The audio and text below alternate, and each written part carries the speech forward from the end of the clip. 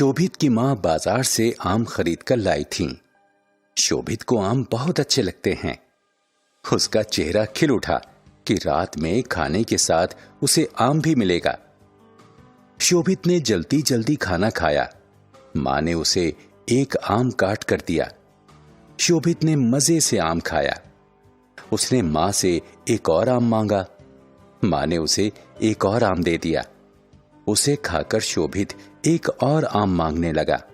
माँ ने कहा, बस तुम्हें अब और आम नहीं मिलेगा। रात में ज्यादा आम खाना ठीक नहीं। जाओ अब हाथ मुंह धोकर सो जाओ।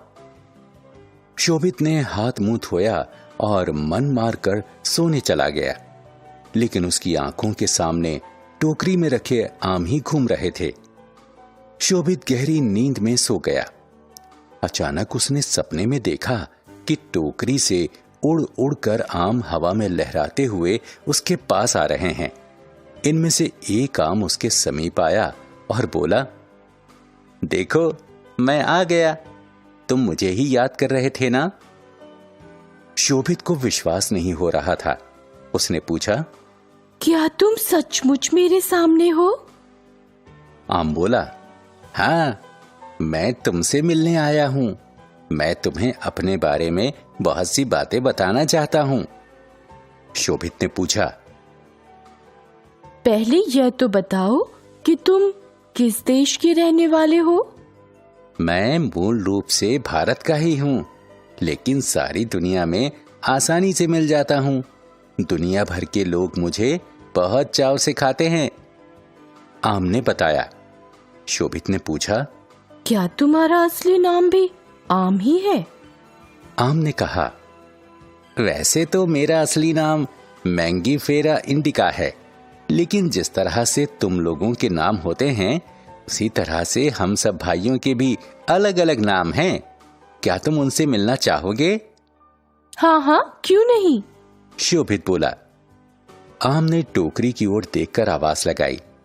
आवाज लगाते ही तरह तरह के आम हवा में तैरते हुए शोभित के नजदीक आ गए और अपना अपना परिचय देने लगे। मैं हूं सफेद आम। मैं हूं तोतापरी आम। मेरा नाम है चौसा। मैं हूं बम्बईया आम। मैं हूं अल्फांसो आम।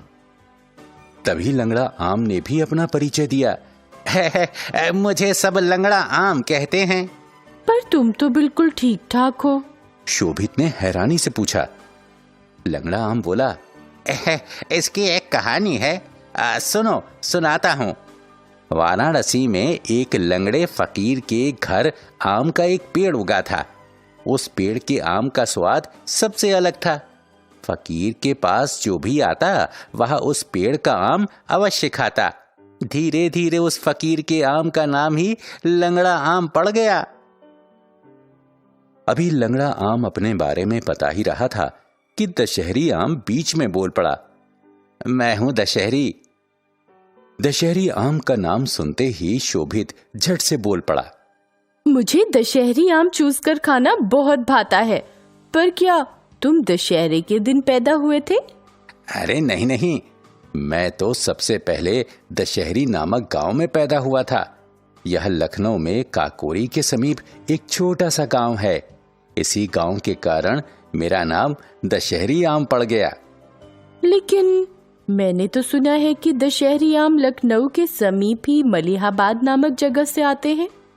शोभित ने कहा, ठीक ही सुना है तुमने। मलिहाबाद में दशहरी आम के ढेरों बागान हैं। यहां से आम देश विदेश में भी भेजे जाते हैं। शोभित आम से उसके बारे में कुछ और पूछने ही वाला था कि माँ की आवाज उसके कानों में पड़ी। शोभित, जल्दी उठो, स्कूल नहीं जाना है क्या? झटपट तैयार हो जाओ, तुम्हारा मैंगो शेक तैयार है। शोभित ने आंखें खोली। वह उठकर माँ के पास गया और उनके गले लगकर कहने लगा, माँ, आप सबसे अच्छी हैं।